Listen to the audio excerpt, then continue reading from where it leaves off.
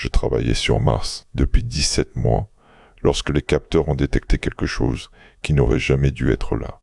Bonsoir, ici La Nuit Raconte. Merci à ceux qui soutiennent la chaîne en laissant un like et en s'abonnant. Profitez bien de l'histoire d'aujourd'hui.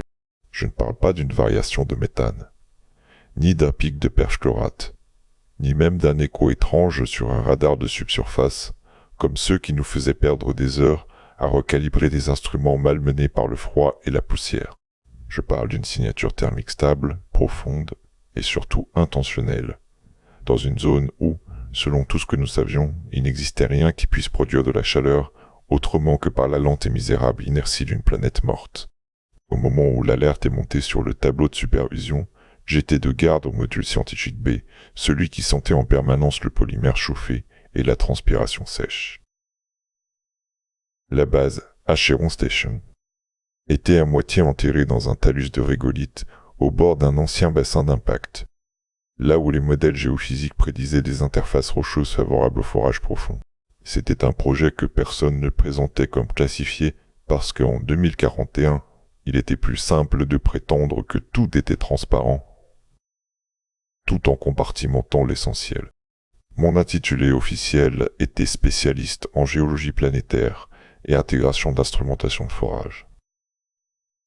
Officieusement, j'étais l'un de ceux à qui l'on demandait de ne pas poser trop de questions, quand les demandes de la Terre arrivaient avec des annexes manquantes, des signatures effacées et des plages horaires imposées. Je n'étais pas militaire. Je n'étais pas espion. J'étais seulement quelqu'un qui savait faire descendre un trépan dans une roche qui n'avait jamais été touchée par une main et faire remonter des données qui, elles, avaient droit d'exister. La chaleur est apparue à 02H13, heure locale. Un spot net, presque circulaire, à 6 km sous la surface, sous une portion de terrain que nous avions cartographiée comme un empilement basaltique dense reposant sur des strates sédimentaires anciennes. C'était précisément l'un des endroits où nous voulions descendre nos sondes, parce que la transition entre ces couches racontait l'histoire d'une Mars plus humide, plus active, et peut-être, si on était chanceux, un refuge géochimique pour des traces organiques. La signature n'était pas forte, elle était pire que ça, elle était stable, les fluctuations naturelles, même faibles, ont toujours une respiration, une irrégularité. Là, c'était comme une présence qui maintenait un niveau constant, comme une main posée sur un thermostat. Les premiers algorithmes ont proposé une poche magmatique résiduelle, mais la géométrie ne collait pas. Les poches magmatiques sur Mars sont des fantômes thermiques, des anomalies diffuses qui se dissipent. Celles-ci avaient des bords propres. Je me souviens de la première sensation que j'ai eue. Ce n'était pas de la peur. C'était une irritation, une fatigue mentale, comme quand on t'annonce un problème impossible juste au moment où tu pensais avoir fini. J'ai lancé des routines de vérification, j'ai fait recouper par le radar à pénétration profonde, j'ai demandé un balayage passif sur une autre bande, j'ai fait relire les paquets de télémétrie brute, rien ne bougeait, rien ne clignotait, rien n'était en défaut. La planète, elle, venait de mentir à notre modèle. À 03H40, l'anomalie avait un nom interne, noyau delta. Pas parce qu'elle ressemblait à un delta. Parce qu'on avait besoin d'un mot neutre, sans imaginaire, pour parler d'un endroit qui commençait déjà à nous obséder. À 05H05, H05 a appelé, ils ont fait semblant de poser des questions puis ils ont arrêté de faire semblant. Il y a eu une phrase, prononcée par une voix que je n'avais jamais entendue avant, qui a annulé tout le reste. Nous allons reprendre la supervision technique. Vous restez en appui. Les prochains cycles, vous n'enregistrez plus sur les serveurs locaux. Vous ne partagez pas les données avec les partenaires. Vous ne commentez rien entre vous. C'est là que j'ai compris que la base n'était pas seulement une base. C'était une serrure. Ils ont envoyé une mise à jour logicielle par le lien laser, une salve cryptée qui a redessiné notre architecture de permission, comme si nous n'étions que des opérateurs temporaires dans un système plus grand. Certains de mes collègues ont protesté. Pas longtemps. Sur Mars, on ne crie pas. On n'a pas assez d'air pour ça, et on n'a pas assez de marge psychologique pour se permettre une crise ouverte. Les conflits se font en silence, dans les gestes brusques, dans les regards trop longs, dans les portes qu'on ferme un peu plus fort qu'il ne faudrait. Je connaissais l'équipe. 8 personnes. Rotation internationale. Profit trié sur le volet. Il y avait Yelena, biologiste, qui parlait aux incubateurs comme si les cultures cellulaires étaient des animaux domestiques. Il y avait Rami, système et habitat, qui avait la manie de toucher les panneaux comme pour vérifier qu'ils étaient réels. Il y avait John, navigation, qui ne dormait jamais vraiment et qui calculait tout, même la distance entre les mots. Il y avait aussi le commandant Harris, ancien astronaute, visage de pierre, regard d'homme qui a appris à gérer la peur en l'enfermant dans des procédures. Quand la supervision a basculé, Harris a convoqué une réunion dans le module central. Il n'a pas parlé de noyau delta comme d'un mystère scientifique. Il en a parlé comme d'un incident. Nous allons exécuter les directives. On ne discute pas. On documente. On protège les systèmes. On suit le plan. Le plan, nous ne l'avions jamais vu. Le lendemain, un rover autonome est sorti, pas l'un des nôtres. Nous l'avons vu sur les caméras extérieures apparaître comme une bête lente au bout de la plaine, montant une pente que nos rovers évitaient parce que la granulométrie y était traîtresse. Celui-ci ne patinait pas. Il avait une stabilité anormale, comme s'il anticipait le terrain à un niveau que nos modèles n'approchaient pas. Son châssis portait des marquages que je n'avais pas vus dans nos inventaires. Il est passé devant nos capteurs sans se déclarer. Comme si la base savait déjà qu'il était là. Il s'est arrêté à 50 mètres de l'entrée. Il a attendu. On a ouvert l'écoutille extérieure. L'airlock a avalé de la poussière.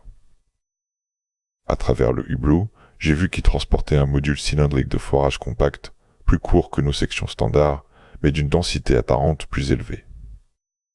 Il y avait aussi des conteneurs scellés, des batteries et une caisse noire sans marquage. Ce jour-là, personne n'a parlé pendant longtemps.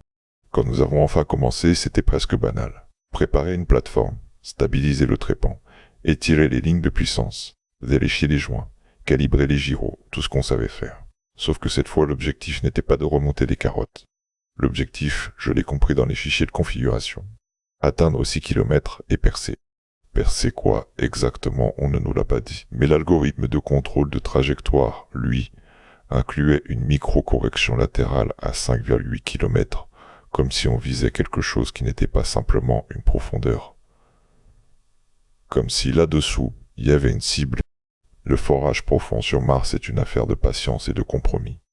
La roche est sèche, cassante, et la poussière est un poison mécanique. Chaque mètre gagné coûte des heures. Chaque vibration mal gérée peut transformer un trépan en débris inutile.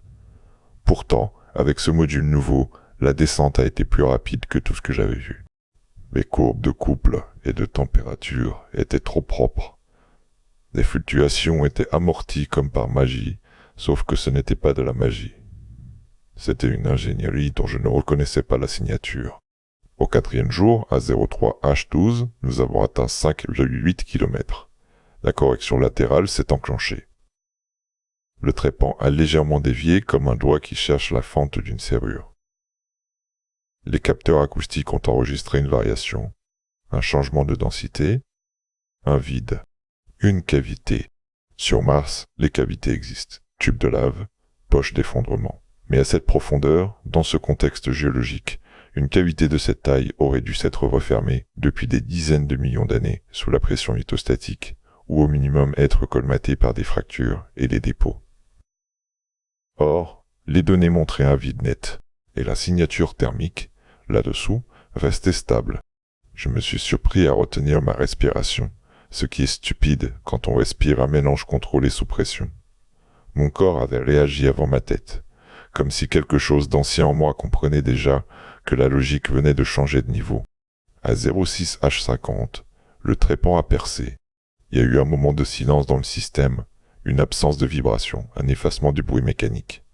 Puis les capteurs ont capté un flux d'air, pas de l'air au sens terrestre, mais un mouvement de gaz, une différence de pression entre notre conduit et la cavité. Sur Mars, ça ne devrait pas arriver. Les pores rocheux, oui. Un souffle, non. Le flux a duré 17 secondes. 17 secondes pendant lesquelles la cavité a respiré à travers nous. Harris a ordonné l'arrêt immédiat. La Terre a ordonné la poursuite. On a reçu un paquet de directives en temps réel, comme s'ils attendaient ce moment depuis longtemps. Déployer le module d'imagerie. Envoyer une sonde. Ne pas élargir l'ouverture. Maintenir l'intégrité du conduit. Et surtout, ne pas refermer. Je n'ai pas dormi. Quand la première sonde est descendue, c'était une petite chose, un cylindre équipé de lidar, de caméras, de capteurs chimiques. Elle glissait dans l'obscurité d'un conduit qui descendait vers un vide. Le signal vidéo était noir au début, puis des grains, puis une surface, à distance. La sonde a émergé dans la cavité. Ce que j'ai vu les premières secondes, c'était de la roche. Une voûte basaltique irrégulière, striée comme un tube de lave. Puis la caméra a pivoté. Le lidar a commencé à dessiner des volumes. Et là, la cavité a cessé d'être une cavité. Il y avait des surfaces pleines. Il y avait des angles. Le lidar a renvoyé des distances qui formaient des lignes impossibles à attribuer à une géologie naturelle. Des arcs réguliers, des piliers, des structures répétitives. La sonde flottait dans un espace dont les dimensions ont mis le système en alerte parce qu'il dépassait les hypothèses de calibrage. Le volume était gigantesque. Je me rappelle la sensation sur ma peau, comme si la base était devenue plus froide alors que la température intérieure n'avait pas changé. C'était mon cerveau qui cherchait un repère et ne le trouvait pas. C'était une panique discrète, une perte de centre. La sonde a avancé, propulsée par de petites impulsions. Et un jour de pluie a commencé, artificiel filtré par nos LED, pendant que sous nos pieds, Mars révélait quelque chose qui n'avait jamais été inclus dans aucune mission. La première preuve que ce n'était pas seulement une structure abandonnée est arrivée à 09H26. Une lumière. Une lumière, pas une lumière électrique au sens où je la connais, mais une émission douce, diffuse, comme une luminescence intégrée à la roche elle-même.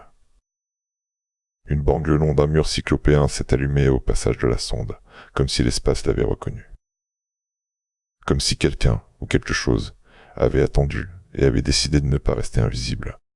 June a murmuré quelque chose en japonais. Un mot bref qui ressemblait à une prière. Yelena a dit que ce n'était pas possible. Moi je n'ai rien dit. Je regardais les données. Je regardais les spectres. Je regardais la cohérence de l'émission.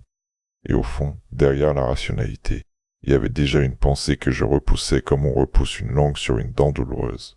Ce n'est pas un site, c'est un lieu habité. Les jours suivants ont été une descente sans mouvement, une progression sans déplacement, parce que nous ne bougeons pas, mais notre perception du monde, elle, glissait vers un endroit où tout devenait instable. La Terre a envoyé un deuxième module, puis un troisième, des sondes plus grandes, une plateforme d'observation, un relais. Ils utilisaient nos mains, nos procédures, nos heures, mais le projet n'était plus le nôtre. Il ne l'avait jamais été. Les images ont montré une ville. Je ne peux pas appeler ça autrement, même si le mot est ridicule sur Mars. Une ville au sens d'un ensemble organisé, structuré, conçu pour des êtres intelligents. Les structures étaient taillées dans la roche, mais pas comme on taille une grotte. La roche semblait avoir été travaillée à l'échelle d'un continent miniature sculpté et consolidé. Des arches de 50 mètres, des couloirs si vastes qu'on aurait pu faire voler un drone terrestre, des surfaces lisses qui renvoyaient nos lidars comme un miroir, des motifs géométriques, pas décoratifs, fonctionnels, répétitifs, comme si l'architecture avait été dépensée comme un circuit. Et ce n'était pas mort. Il y avait des variations d'activité, des zones plus chaudes, des zones plus froides, des flux de gaz canalisés, des signatures chimiques qui suggéraient une atmosphère interne différente du vide extérieur. J'ai analysé des ratios. J'ai cherché du CO2, du N2, de l'argon. Il y avait quelque chose de plus, un mélange dont la stabilité me donnait l'impression d'un système fermé, régulé. Une biosphère sous la surface de Mars.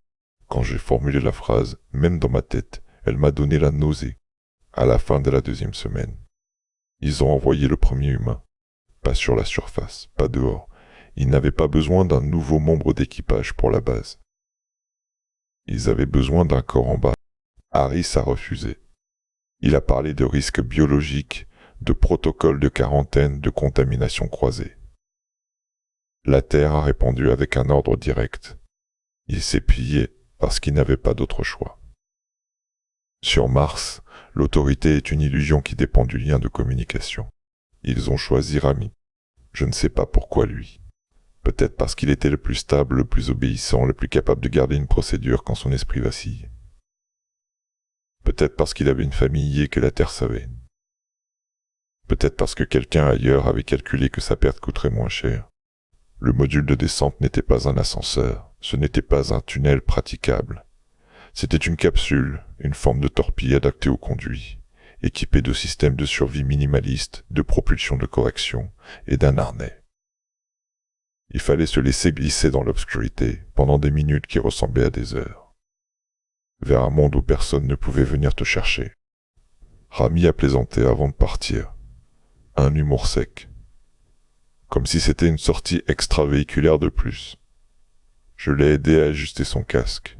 Je me souviens de ses yeux, de la manière dont il a cligné trop souvent. Il avait peur. Il le savait. Il essayait d'être quelqu'un d'autre. Quand la capsule s'est engagée, le bruit a diminué. La base entière a semblé écouter. Nous le suivions par vidéo, par biométrie, par télémétrie. Son rythme cardiaque a augmenté puis s'est stabilisé. Il respirait court. Le conduit autour de lui était une colonne de ténèbres. Il a passé le point de correction latérale. La capsule a vibré, s'est alignée, puis a émergé dans la cavité. Le premier son qu'on a entendu n'était pas le sien. C'était un bruit bas, sourd, régulier, comme un battement lointain, pas une vibration mécanique, quelque chose de plus organique, de plus diffus, qui se propageait dans la roche. Rami l'a entendu aussi. Je l'ai vu sur sa caméra. Son regard a changé. Il a écouté. La capsule a avancé, profondeur, propulsée lentement, et la ville a commencé à apparaître autour de lui. Non plus en lidar abstrait, mais en image humaine, en perspective, en profondeur. J'ai ressenti une honte étrange, comme si nous étions des intrus filmant l'intérieur d'une maison. Des structures colossales s'élevaient dans l'obscurité, éclairées par des lignes de luminescence qui s'allumaient à son passage. Les surfaces étaient d'un brun profond, presque noir, mais avec une texture qui évoquait le verre basaltique poli. Les angles étaient arrondis, pas par esthétique, mais par une logique de résistance.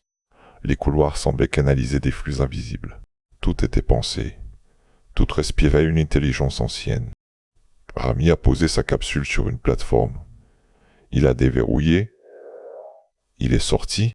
Il a mis le pied sur Mars, mais pas sur la Mars qu'on connaît. La gravité était la même, mais le lieu avait un poids différent. Il a marché lentement comme un homme dans une cathédrale. Sa lampe a balayé le sol. Il y avait des stries, des motifs, des traces d'usure. Pas des traces de roues, des traces de pas. De pas immenses. Je ne les ai pas reconnus immédiatement. Mon cerveau cherchait des analogies, des fractures, des ombres. Puis j'ai compris. Il y avait des empreintes, anciennes ou récentes, alignées dans une direction, comme si des êtres lourds avaient traversé là. Rami a prononcé mon nom, dans son micro. Sa voix était basse. Il parlait comme si quelqu'un pouvait l'entendre, et c'était peut-être le cas. Je ne me souviens plus de ce que j'ai répondu. À 11h04, la caméra de Rami a capté un mouvement. Au bout d'un corridor, une silhouette a traversé, lente, comme si elle n'avait pas besoin de se cacher. Elle était hors de la portée de la lampe, mais la luminescence du mur a dessiné un contour. Une forme humanoïde, mais à une échelle qui a fait reculer mon esprit. Elle n'était pas massive comme un animal. Elle était proportionnée comme un corps intelligent. Elle faisait plusieurs mètres de haut.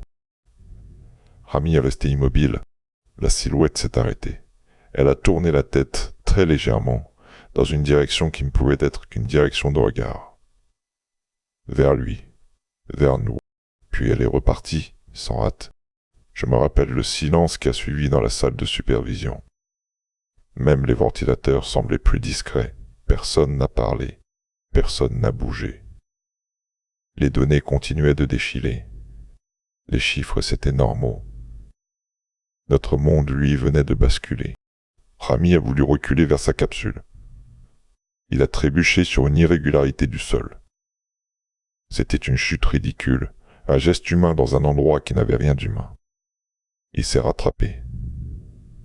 Et à cet instant, la luminescence le long du mur s'est intensifiée, comme si le lieu avait réagi à sa perte d'équilibre. Il n'était pas invisible, il n'avait jamais été invisible. Il a dit, très doucement, comme pour lui-même qu'il savait. Le lendemain, ils ont envoyé une directive encore plus claire. Procéder au contact. Ce mot contact était un euphémisme. Nous n'étions pas en train de découvrir des ruines. Nous étions en train de frapper à une porte que quelqu'un avait manifestement laissée entrebâillée depuis le début. Rami a reçu un protocole de communication basé sur des signaux lumineux, des fréquences sonores basses, des motifs mathématiques simples. Il l'a exécuté sur la plateforme, en direction du corridor où la silhouette était apparue. Il a attendu. Et quelqu'un a répondu. Pas immédiatement. Pas par un son. Par une modification de l'espace. La luminescence sur les murs a changé de motif comme un langage.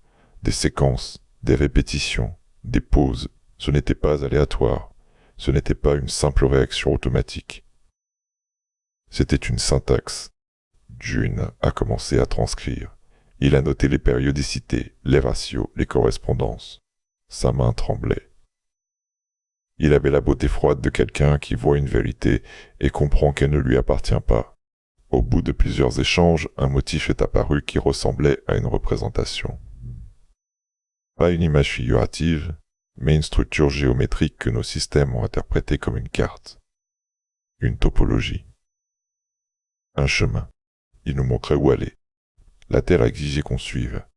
Harris a essayé de temporiser. Il a parlé de risque, de perte de signal, de sécurité de l'équipage. La Terre a répondu en termes qui ne laissaient plus place à l'illusion. Vous êtes déjà dedans. Rami a avancé. Les couloirs étaient conçus pour des êtres grands, mais pas seulement. Ils étaient conçus pour des êtres qui se déplacent avec une assurance que je n'arrivais pas à imaginer. Les plafonds s'élevaient comme des falaises.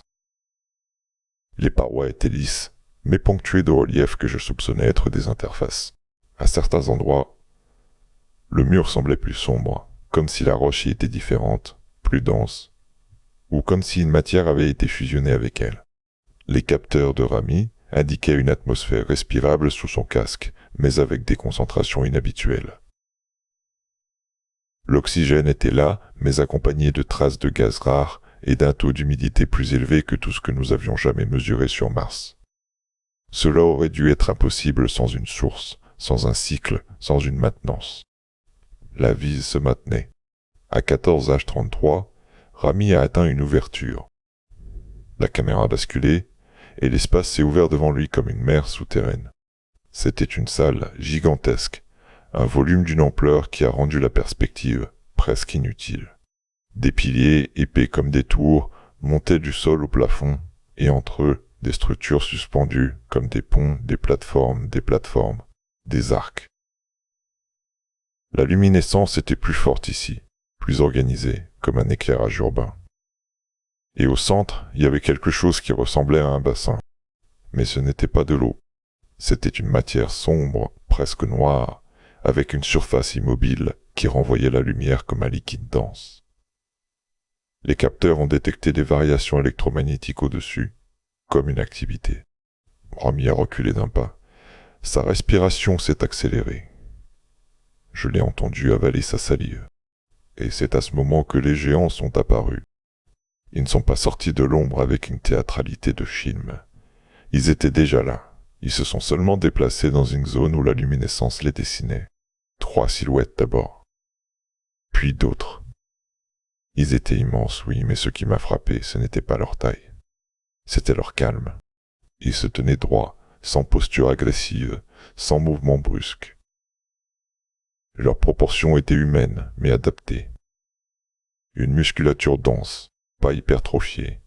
Une structure osseuse qui devait supporter une masse importante en gravité moindre. Leur peau semblait épaisse, mate, d'un brun sombre, presque basaltique, avec des variations qui évoquaient des dépôts minéraux ou une pigmentation protectrice. Leur visage avait des traits lisibles, des orbites plus larges, des pommettes hautes, une bouche fine. Leurs yeux, quand la caméra a zoomé, reflétaient la lumière comme des surfaces humides, mais l'iris était d'une couleur que je n'arrive pas à décrire sans tomber dans le sensationnel. Pas rouge, pas noir. Quelque chose de profond, comme une nuit qui aurait une teinte. Ils portaient des éléments sur le corps, mais ce n'étaient pas des vêtements au sens terrestre.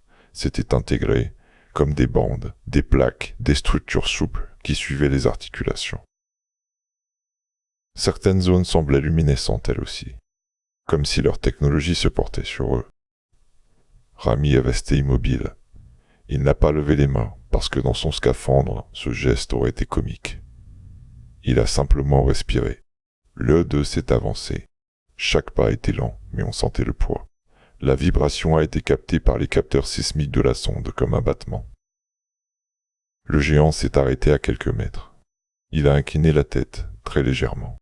Puis, dans le casque de Rami, un son est apparu. Pas une voix. Une modulation. Une série de fréquences basses qui ont fait vibrer l'air. Et en même temps, nos capteurs ont détecté une variation du champ autour du bassin noir, comme si quelque chose s'y accordait. Rami a parlé. Il a suivi le protocole. Il a prononcé des phrases simples, en anglais, puis en russe, puis en arabe, comme on lui avait demandé.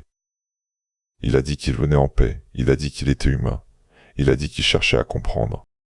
Le géant a émis une nouvelle modulation, et la luminescence sur les piliers a changé, affichant un motif qui, cette fois, ressemblait à une représentation de notre système solaire. Je l'ai reconnu parce que j'avais passé ma vie à regarder des schémas de planètes, des cercles, des distances relatives. Une planète bleue, une planète rouge, puis un trait entre les deux, puis un symbole au niveau de la planète bleue qui ressemblait à une spirale. Yelena murmurait qu'il nous montrait la Terre. Il ne nous découvrait pas. Il nous parlait comme on parle à quelqu'un qu'on connaît déjà. Les jours suivants ont été une accumulation de preuves qui auraient dû suffire à rendre n'importe quel esprit malade. Les géants nous ont menés à travers des espaces, des couloirs, des salles où la roche semblait vivante, où les surfaces s'ouvraient sans mécanisme visible, où la luminescence répondait à leurs gestes. Ils n'utilisaient pas d'outils apparents. Leur technologie n'était pas séparée d'eux. Elle était dans l'espace, dans la matière, dans la façon dont ils se déplaçaient. Ils nous ont montré des choses, mais jamais tout. Ils guidaient, ils orientaient, ils filtraient. Et plus le temps passait, plus une idée me devenait insupportable. Nous n'étions pas les explorateurs. Nous étions les sujets d'une expérience. Rami a rapporté que leur voix, ou ce qui en tenait lieu, se percevait autant par le corps que par l'oreille. Les fréquences basses faisaient vibrer son sternum, ses dents, et parfois il avait l'impression que le sens venait avant le son, comme si son cerveau recevait une attention, puis l'habillait de ce qu'il pouvait. Je ne voulais pas l'entendre. Je me disais que c'était le stress, l'isolement, la suggestion. Je suis scientifique. Je sais combien l'esprit comble les vides. Mais alors, ils ont fait quelque chose qui a détruit mes défenses. Ils ont montré une image de la Terre qui n'aurait pas dû exister. Dans une salle plus profonde, au-delà du bassin noir, il y avait une surface, une sorte de mur concave, lisse, sombre. Le géant principal a posé sa main dessus. La surface a répondu par une luminescence interne, et une image s'est formée, non pas comme un écran plat, mais comme une profondeur, une fenêtre. C'était un paysage terrestre, une plaine, des rochers, un ciel, mais pas un ciel moderne.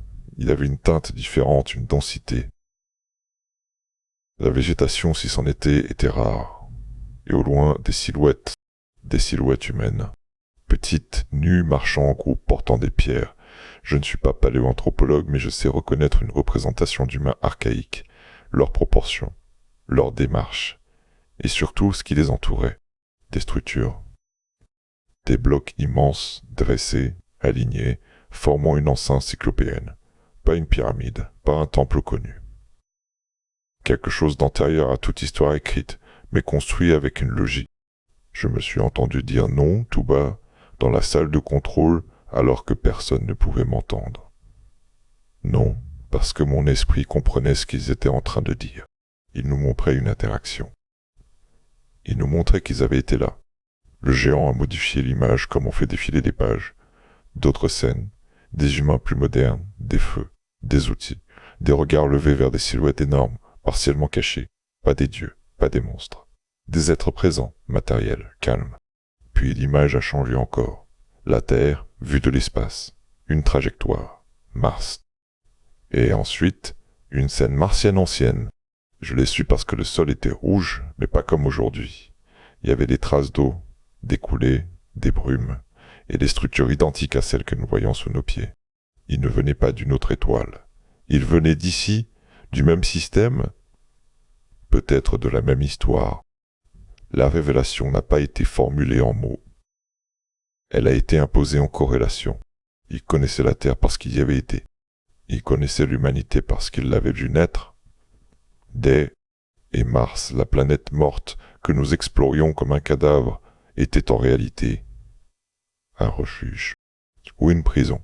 C'est à ce moment que la Terre a cessé de faire semblant. Nous avons reçu une directive pour préparer une équipe de descente élargie.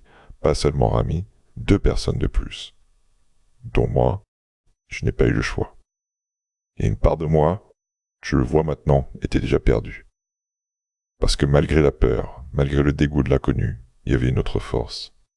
Une curiosité dévorante, une obsession de comprendre. J'avais passé ma vie à croire que l'univers était silencieux et que nous étions seuls dans notre drame. Et voilà que sous mes pieds, il y avait une réponse, et elle était plus ancienne que notre langage.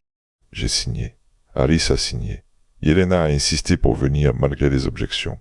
June, contre toute attente, a demandé à descendre aussi, mais on l'a refusé. Il ne voulait pas quelqu'un qui calcule trop, il voulait des gens qui exécutent. La capsule a été préparée. Je me souviens de l'odeur du caoutchouc du harnais, de la sueur dans mon dos, du bruit régulier du système de recyclage d'air, de la manière dont les parois du conduit se sont refermées autour de moi comme une gorge. La descente a duré 26 minutes. Dans l'obscurité, j'entendais mon propre souffle. Je sentais les micro-vibrations. Je pensais à la Terre comme à un rêve. Je pensais à la base comme à un mensonge confortable. Je pensais à la vie sous moi comme à une réalité qui allait me broyer. Quand la capsule a émergé, la luminescence s'est allumée. Je n'ai pas pu m'empêcher de penser qu'ils savaient que j'arrivais. Pas parce qu'ils avaient vu une sonde. Parce qu'ils avaient décidé. Rami nous attendait sur la plateforme. Il avait l'air plus vieux. Son regard était ailleurs. Il ne souriait pas. Il n'a pas dit bienvenue. Il a dit très simplement qu'il fallait qu'on reste calme. Qu'il ne fallait pas courir. Qu'il ne fallait pas toucher. Qu'il ne fallait pas essayer de filmer sans autorisation, même si cette phrase n'avait pas de sens. Et pourtant, elle en avait, parce que dans ses yeux, il y avait une certitude. Ici, les règles ne sont pas à nous. Nous avons avancé. Nous avons avancé. Quand j'ai vu la salle du bassin noir de mes propres yeux, même à travers une visière, mon corps a réagi. Mes jambes ont eu une faiblesse. L'espace était trop grand pour moi, trop ancien, trop parfaitement organisé pour que je puisse me réfugier dans l'idée d'un hasard. Les géants étaient là. Ils nous ont observés. Leur regard n'avait pas de haine, pas de fascination non plus. C'était un regard qui mesurait, comme on mesure une variable dans une expérience. Le géant principal s'est avancé. Rami a tenté le protocole de communication. Le géant a répondu, et cette fois, la modulation a été plus complexe. Et j'ai ressenti, dans ma cage thoracique, comme une pression qui n'était pas physique. Une sorte de compréhension qui essayait de se poser sur moi, de trouver un point d'ancrage. Yelena a chuchoté mon nom. Sa voix tremblait, puis le mur concave s'est allumé. Et une nouvelle série d'images a commencé. Ils nous ont montré l'histoire. Ou du moins une version. Mars ancienne, avec des structures à la surface, des canaux, des brumes, des êtres géants marchant dans une lumière faible, puis une catastrophe, une chute de température, une atmosphère qui s'amincit, un monde qui se ferme. Les images n'étaient pas dramatiques, elles étaient factuelles, comme un rapport. Puis la Terre, des périodes glaciaires, des migrations humaines, des structures cyclopéennes pas toutes connues, érigées dans des endroits où nos archéologues trouvent des pierres et se demandent encore comment. Ils ne montraient pas des pyramides, pas des clichés. Ils montraient des choses plus anciennes, plus brutes, des murs impossibles, des alignements, des fondations. Et ils montraient une influence indirecte, pas une domination, pas une colonisation, quelque chose de plus subtil, une contrainte, une orientation. Comme si l'évolution humaine avait été guidée non pas par un plan mystique, mais par une sélection de conditions, une phrase s'est formée dans mon esprit, sans que je sache si elle venait de moi ou d'eux. Nous ne vous avons pas créé, nous vous avons contenu. Je n'ai pas osé la dire. Je n'ai pas osé la dire. Le géant a modifié l'image, il a affiché la terre moderne, des villes, des réseaux, des explosions, des satellites, des roquettes, et enfin, Mars, notre base. Acheron Station, vue comme une petite excroissance. Puis une autre image, un schéma du sous-sol, le conduit, leur ville, et un symbole au niveau de notre forage. Ce symbole a fait réagir Harris, même à travers sa discipline. Il a reculé d'un pas. Il a demandé, d'une voix qui se voulait ferme, ce que ça signifiait. Le géant a émis une modulation plus basse, plus longue.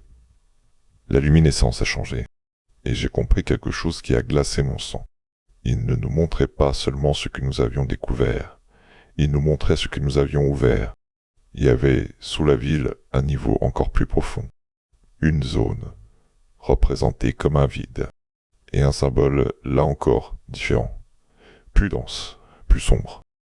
Rami a dit qu'il n'était jamais allé là, que les géants ne l'avaient jamais conduit plus bas, qu'ils avaient toujours évité ce niveau, comme on évite une porte verrouillée. La Terre, à ce moment-là, a demandé une chose simple par liaison. Sauver. Je me souviens du dégoût qui m'a traversé, brutal, pur. Comme si, pendant une seconde, j'avais cessé d'être un scientifique pour devenir un être humain conscient de sa propre arrogance. Harris a refusé. La Terre a répondu que ce n'était pas une demande. Les géants nous regardaient. Je ne sais pas s'ils comprenaient nos mots. Je sais qu'ils comprenaient nos intentions. Le géant principal s'est avancé encore. Il a posé sa main sur le mur concave. Une nouvelle image. Un espace noir, profond, et une chose qui bougeait dedans, lentement, comme un organisme gigantesque ou une masse en suspension. Puis l'image s'est coupée, comme si même eux ne voulaient pas la maintenir. Le géant a émis une modulation courte, tranchante, et cette fois, même sans traduction, le sens a frappé. Sur. Non, je l'ai ressenti comme un mot physique. Un refus. Puis il a ajouté quelque chose d'autre, par la lumière, par la vibration, par une structure de motifs qui s'imprimait dans mon cerveau. Votre survie dépend de notre silence. Notre survie dépend de votre ignorance. Ce n'était pas une menace. C'était une équation. La mission, au-dessus, a continué comme si nous étions des mains. Les ordres arrivaient. Les paramètres changeaient. La Terre voulait installer un dispositif pour élargir le conduit, pour permettre le passage de modules plus gros, peut-être d'armes, peut-être d'extracteurs, peut-être de quelque chose qu'ils n'avoueraient jamais. Et pendant ce temps, ici, dans cette ville sous Mars, je commençais à comprendre l'horreur réelle. Ce n'était pas la taille des géants, ce n'était pas leur technologie, c'était leur position. Ils étaient là depuis longtemps. Ils n'avaient pas attaqué la Terre. Ils ne l'avaient pas colonisée. Ils avaient laissé l'humanité évoluer, se développer, se croire souveraine. Ils avaient laissé nos mythes les déformer en dieux ou en monstres. Ils avaient laissé nos sciences les ignorer, parce que tant que nous ignorions, l'équilibre tenait. Et maintenant, nous avions percé. Le point de non-retour s'est produit la nuit suivante. À la base, au-dessus, on a exécuté une séquence de forage complémentaire malgré les avertissements d'Harris. Ils ont voulu renforcer le conduit, augmenter le diamètre. Ils l'ont fait avec une cadence qu'aucune prudence scientifique n'aurait justifiée, comme si le temps leur manquait. En bas, la ville a réagi. La luminescence a diminué dans certains couloirs. Des vibrations ont parcouru la roche. Les géants se sont déplacés, non plus avec calme, mais avec une urgence contenue. Rami a dit qu'ils n'avaient jamais vu ça, qu'ils étaient inquiets. Nous étions sur la plateforme quand le sol a tremblé. Pas un tremblement comme un séisme. Un mouvement plus profond, plus lent, comme si une masse immense se retournait très loin sous nous. Le bassin noir, au centre de la salle, a ondulé, et dans l'air, une pression est montée. Comme si l'atmosphère elle-même se resserrait autour de nos corps. Je me suis senti observé, mais pas par les géants, par quelque chose de plus bas. Le géant principal a levé la main. La luminescence s'est intensifiée, formant un motif que je n'avais pas vu auparavant. Ce n'était pas une carte, ce n'était pas une représentation. C'était une barrière, un verrou lumineux. Et pourtant, malgré cela, quelque chose a répondu. Dans le casque, un son est apparu, Non pas une modulation géante, mais une fréquence plus haute, plus irritante, qui a fait mal à mes dents. Mes yeux ont larmoyé. Yelena a gémi. Harris a juré. Rami s'est mis à trembler. Il a dit, d'une voix qui n'était plus la sienne, qu'il ne fallait pas écouter, qu'il ne fallait pas essayer de comprendre, que la compréhension était une porte. Je ne sais pas pourquoi, mais à cet instant, j'ai pensé à la Terre, à nos réseaux, à nos ambitions, à cette idée que tout ce qui existe doit être exploité, compris, nommé. J'ai pensé que nous étions incapables de laisser un mystère fermé, et j'ai compris que c'était peut-être exactement ce que les géants craignaient chez nous. La Terre a envoyé un nouvel ordre. Continuez. Le géant principal a regardé Rani. Puis il a regardé nous. Puis il a posé sa main sur la paroi, et la luminescence a projeté une dernière image. La base au-dessus. Les forages, notre conduit. Et ensuite une scène terrestre moderne. Une ville. Des gens qui marchent inconscients, un enfant qui joue, une femme qui parle au téléphone, des vies banales, fragiles. Puis l'image a basculé sur une chose que je n'oublierai jamais. Une équation, mais pas mathématique. Une relation de forme, de rythme, de densité. Quelque chose qui exprimait une idée simple. Si vous ouvrez, vous ne refermerez pas. Harris a fait quelque chose d'inattendu. Il a coupé notre liaison descendante, une manœuvre qui violait toutes les procédures et qui nous isolait de la Terre. Pendant quelques secondes, nous étions seuls, sans ordre, sans supervision. Il a dit qu'il fallait remonter. Rami a secoué la tête. Il a dit que ce n'était plus si simple. Il a dit qu'il nous avait laissé venir, mais qu'il ne nous laisserait peut-être pas repartir si la Terre insistait. Pas par cruauté, par nécessité. Nous avons commencé à reculer vers la plateforme. C'est là que j'ai senti une chose, un changement dans la perception du temps. Ce n'était pas une hallucination de stress. C'était une sensation brutale, comme si l'intervalle entre mes battements de cœur s'étirait, comme si mon cerveau recevait des informations avec un léger décalage. Je voyais la main de Harry se lever, et une fraction de seconde plus tard, je comprenais qu'elle s'était levée. Comme si l'espace ici jouait avec nos synchronisations internes. Yelena a dit qu'elle avait la tête qui tournait. Le géant principal a émis une modulation douce, apaisante, et la sensation a diminué, comme si lui, ou leur technologie, régulait quelque chose pour nous empêcher de paniquer. Ce geste, paradoxalement, m'a terrifié. Parce que cela signifiait qu'il pouvait influencer nos perceptions comme on ajuste la lumière dans une pièce. Nous avons regagné la plateforme. Nous avons verrouillé nos harnais. La capsule a commencé à remonter. Dans le conduit, la sensation d'être observé s'est accentuée, comme si en quittant la ville, nous traversions une membrane. À mi-parcours, la capsule a vibré. Les systèmes ont signalé une variation de pression. Puis, un son qui n'était pas mécanique. Quelque chose frappait le conduit. De l'extérieur, pas comme un choc violent, comme un contact, une exploration.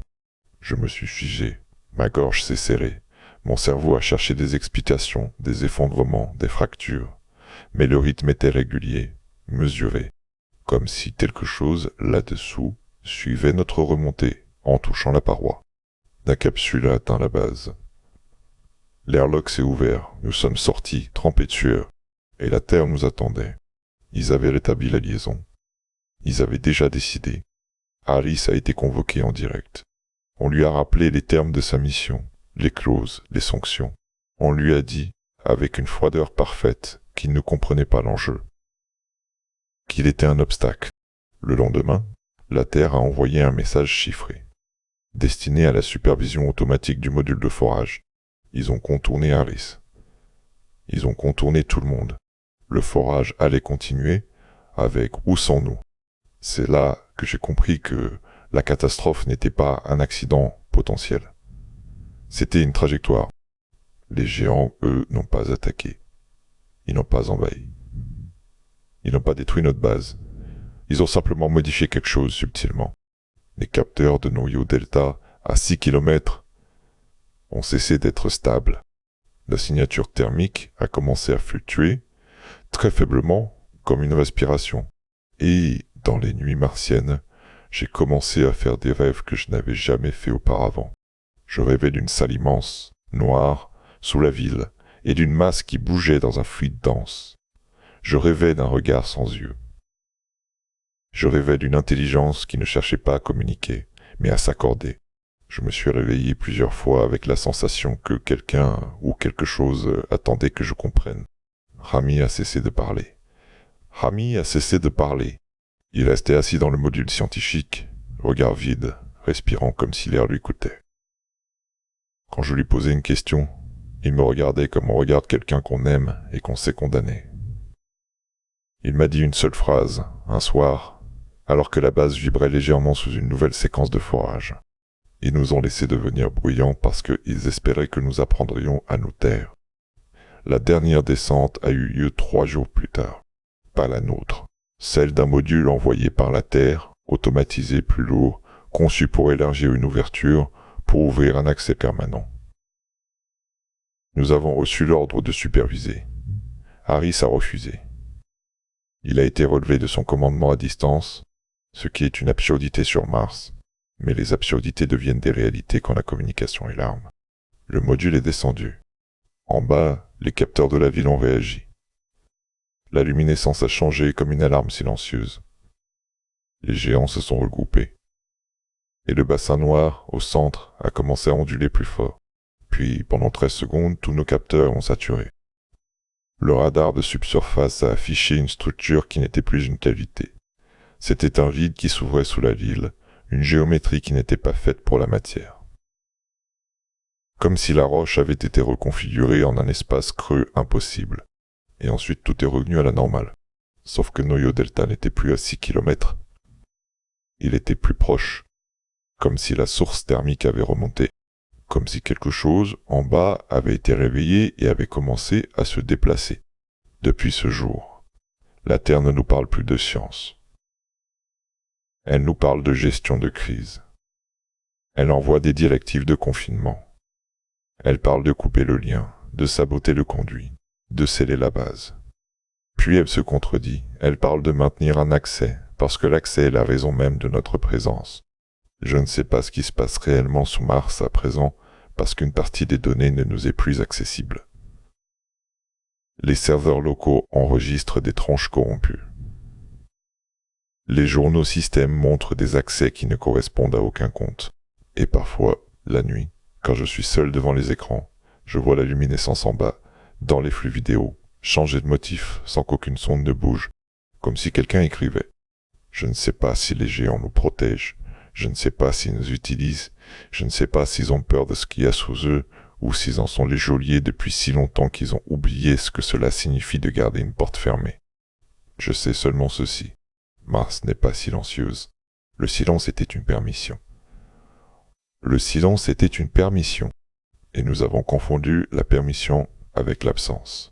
Depuis que le forage a percé, je sens, parfois, dans les vibrations de la base, un rythme qui n'est pas celui des machines. Un battement lointain, régulier, qui remonte par la roche, comme une respiration qui cherche une fissure.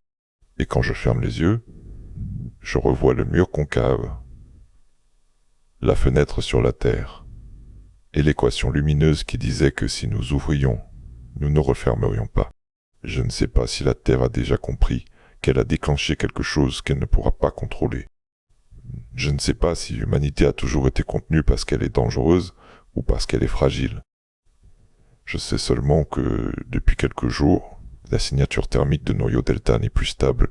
S'aligne, comme si elle cherchait à se synchroniser avec nous, comme si, quelque part sous nos pieds, une intelligence qui n'a jamais eu besoin de notre langage venait de remarquer que nous étions enfin assez bruyants pour être entendus.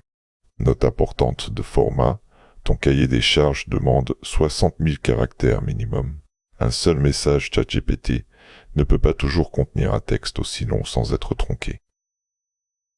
Je peux continuer immédiatement, dans le même ton et en respectant strictement tes contraintes, jusqu'à dépasser les 60 000 caractères, en enchaînant directement la suite du récit. Merci d'avoir écouté mon histoire. Dites-moi en commentaire quel sujet vous souhaitez que l'on explore sur la chaîne. Abonnez-vous et à demain.